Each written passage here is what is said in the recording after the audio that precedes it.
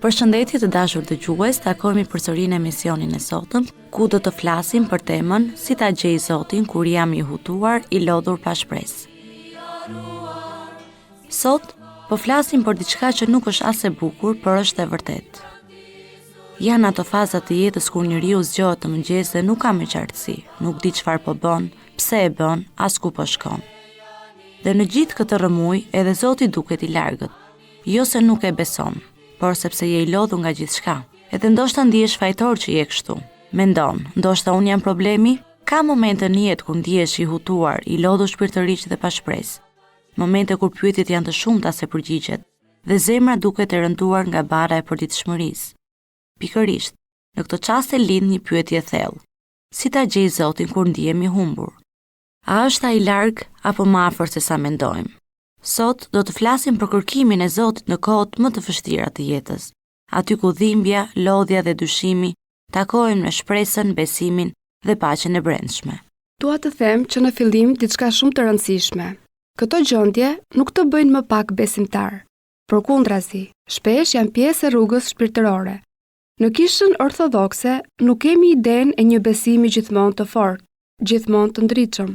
Kemi një besim që kalon nëpër errësirë, në përheshtje, në përpyetje. Edhe shenjtorët kanë kaluar pikërisht këtu ku jemi ne sot. Prandaj sot nuk do japim receta të shpejta, por do ecim bashk hap pas hapi.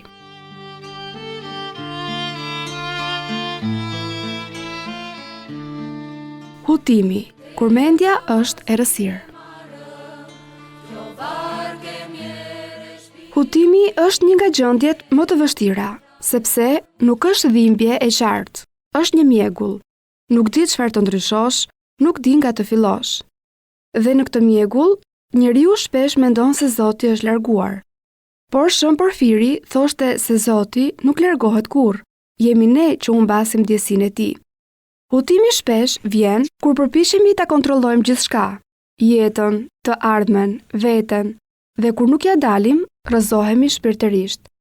Por, ndoshta Zoti lejon hutimin pikërisht për të na mësuar të dorëzohemi. Sipas mësimit të kishës ortodokse, hutimi nuk vjen nga Zoti. Apostoll Pavli na kujton se Perëndia nuk është Perëndi i rrëmujës, por i paqes.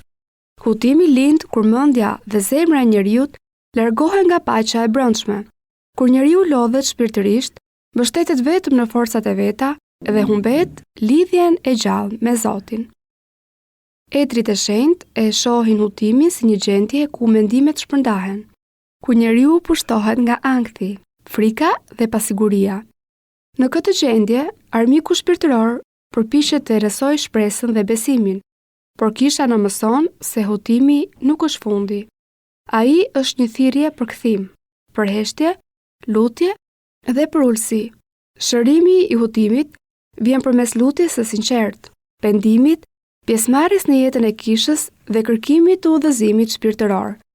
Aty ku njeriu i dorëzohet Zotit, hutimi fillon të zëvendësohet me dritë dhe lodhja me paqe. Ola, kjo më kujton Shën Siluanin e malit Athos, ai për vite të tëra jetoi në errësirë shpirtërore. Lutej, argjëronte dhe prap ndjente boshllëk. Dhe Zoti i tha atë fjalinë e famshme: Mbaje mendjen tënde në ferr dhe mos u dëshpëro. Kjo nuk do të thotë të pranosh errësirën, por të mos ikësh prej saj, të mos gënjesh veten. Zoti nuk na kërkon të jemi mirë kur nuk jemi mirë. Ai na kërkon të jemi të vërtetë. Hutimi nuk është fundi i besimit. Shpesh është fillimi i një besimi më të thellë. Gjej gjithashtu lodhje shpirtërore është shumë e përhapur te të rinjt sot. Jemi gjithmonë në presion, të jesh dikush, të arrish diçka, të dukesh mirë. Dhe kur vjen puna te besimi, e trajtojmë njësoj, si detyrë. Dhe lodhemi, ka ditë kur nuk kemi fuqi as të lutemi. Dhe mendojmë se Zoti është i zhgënjur nga ne. Por, Zoti nuk është i tillë. Ai e di sa të lodhur jemi. Ai nuk na kërkon fjalë të bukura, por një zemër që ende re. Sipas kishës ortodokse, kjo lodhje shfaqet kur njeriu humbet lidhjen e gjallë me Zotin, kur lutja bëhet e ftohtë dhe shpresa fillon të zbehet. Etrit e shenjtë e quajnë këtë gjendje akedia, një plagështi e shpirtit që sjell mërzi, hutim dhe ndjenjë dorëzimi. Kisha na mëson se lodhja shpirtërore nuk është mëkat, por një sprovë. Ajo na zbulon kufit tan dhe nevojën për hirin e Perëndis. Kur shpirti lodhet, Zoti nuk largohet, përkundrazi. Ai pret që njeriu të ndalet, të hesht dhe të drejtohet atij me porsi. Shërimi i lodhjes shpirtërore fillon me një lutje të thjeshtë, me kthimin në jetën e kishës, me rrëfimin dhe kungimin e shenjtë. Në këtë rrugë, pak nga pak, errësira zëvendësohet me dritë dhe lodhja me paqe të brendshme. Ola Shëmpaisi thoshte se një pëshertim e vogël, kur njeriu është i lodhur, vlen më shumë se sa një lutje gjatë pa shpirt. Në fakt kjo më prek shumë, sepse do të thotë që edhe kur nuk e asgjë për të dhënë, Zoti pranon atë pak. Ndonjëherë lutja më e vërtetë është heshtja. Të ulesh dhe të thuash, Zot s'kam fuqi, dhe kaq. Dhe kjo është mjaftueshëm. Të dashur dëgjues, dua të ndaj me ju një histori shumë motivuese për këtë temë, nga Shën Teodori i Tiranit. Një udhëtim i besimit në errësirë dhe sfida. Në një qytet të vogël të perandorisë romake Ola, shumë shekuj më parë, jetonte një i ri i quajtur Teodor. Ai ishte rritur nën hije të fesë dhe njinte Zotin si dikush që gjithmonë i ndihmonte njerëzit. Por, kur u rrit, Teodori filloi të ndeshe me pyetje që e hutonin. Pse njerëzit vuajnë? Pse padrejtësia duket se fiton dhe pse Zoti nuk duket gjithmonë i pranishëm? Teodori ndjeu një ndjenjë të thellë lodhje shpirtërore. Ai lutej çdo ditë, por shpesh ndjej i braktisur. Mendja e tij ishte e turbullt dhe shpesh ndjej i paqëndrueshëm. Një natë, duke menduar në errësirën e dhomës së tij, Teodori dëgjoi një zë të brendshëm që i tha: "Mos u dëshpëro birë. Çdo hap i yti në errësirë nuk është i humbur. Unë jam me ty." Kjo ishte edhe pika e kthesës për Teodorin. Ai filloi të kuptonte diçka të thjeshtë, por të fuqishme. Nuk ishte nevoja të kuptonte gjithçka menjëherë, dhe nuk ishte e turpshme të ndihej i lodhur ose i hutuar.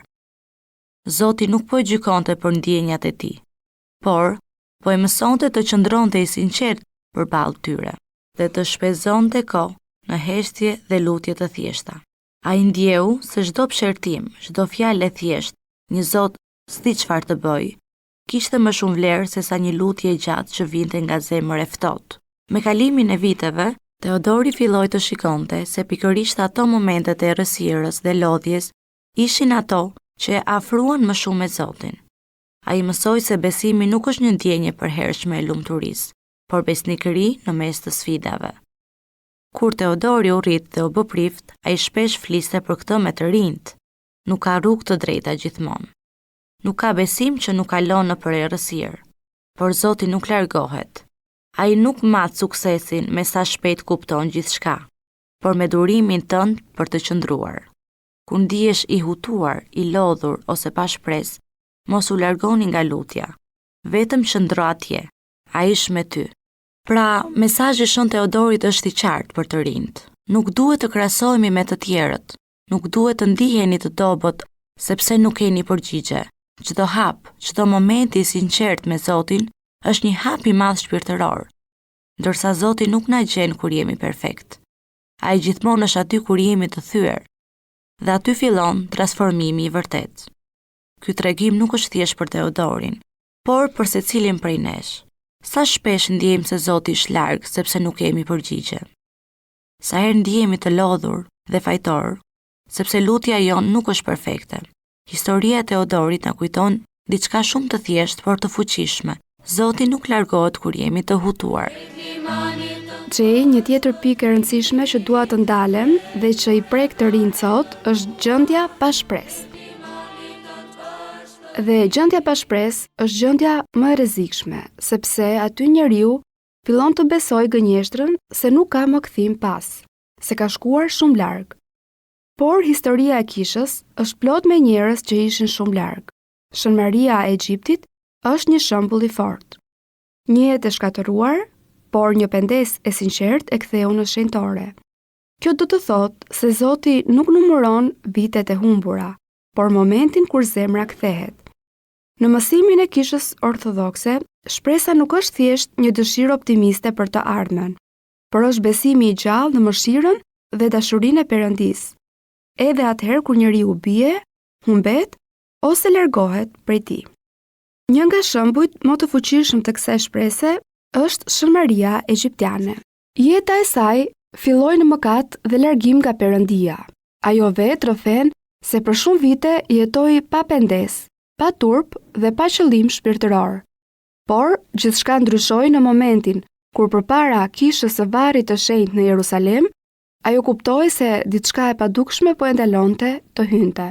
Atëherë me zemër të thyer, ju lut hylinces dhe lindi shpresa. Shpresa se Perëndia nuk e kishte braktisur.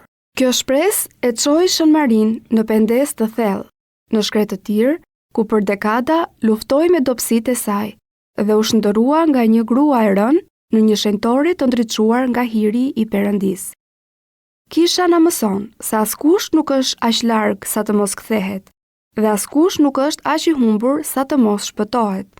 Shpresa e vërtet lind kur njeriu i dorëzohet Perëndisë me porulsi dhe besim. Shembulli i Shën Marisë së Egjiptit na kujton se nuk ka mëkat më të madh se dashuria e Perëndisë. Pendesa hap gjithmonë derën e shpresës dhe shenjtëria fillon aty ku njeriu vendos të mos dëshpërohet. Le ta mbajmë këtë shpresë gjallë në zemrat tona, sepse siç na mëson Kisha, Perëndia pret gjithmonë kthimin e njeriut me mëshirë dhe dashuri atërore. Ola, gjithashtu Shën Isak Siriani thonte diçka shumë të bukur. Nuk ka mëkat që e mund mëshirën e Zotit. Nëse sot je pa shpresë, kjo nuk do të thotë se Zoti të ka braktisur. Do të thotë që ke harruar sa i madh është ai.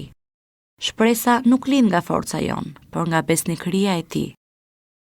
Nëse po na dëgjon tani dhe je i hutuar, ndalo po një moment, merr frym.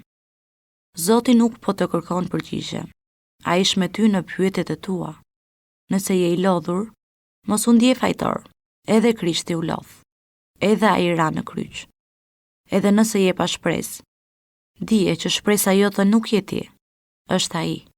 Po ndihemi i hutuar, nuk di çfarë të bëj me jetën time. Donjëherë më duket se Zoti është larg, por ndoshta nuk është fjala për të. Është fjala për mua, që kam frikë të qëndroj në heshtje, që dua të kontrolloj gjithçka. Jam i lodhur, nuk kam fuqi për të lutur siç duhet. Nuk kam energji të lexoj apo të bëj gjithçka që duhet. Edhe kjo është në rregull. Edhe Krishti u lodh. Edhe ai ra nën kryq. Nuk duhet të ndjej faj. Edhe një pëshertim e thjesht është e mjaftueshme. Dhe ndoshta jam pa shpresë, por kjo nuk do të thotë se gjithçka është humbur. Shpresa ime nuk jam unë. Shpresa ime është ai. Zoti është me mua, edhe kur nuk e ndjej. Nuk duhet të jem perfekt, vetëm i sinqert. Vetëm të qëndroj, të mos iki nga errësira. Dhe kjo mjafton.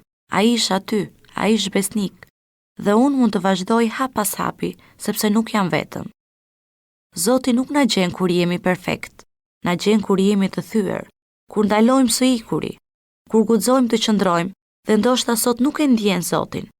Por kjo nuk do të thotë se ai nuk është aty. Besimi nuk është ndjenjë, është besnikëri. Dhe Zoti është besnik. Zoti është më afër se sa mendon. Pas këtij meditimi, do të dëshiroja të ndaja me ju një njoftim për të gjithë të rinjt, ku ju ftojmë që të bashkoheni me aktivitetet tona javore te Katedralja Ortodokse Ngjallja e Krishtit në Tiranë. Ditën e hënë, në orën 18, kemi studim biblik. Një orë për të mësuar, diskutuar dhe reflektuar mbi shkrimin e shenjtë.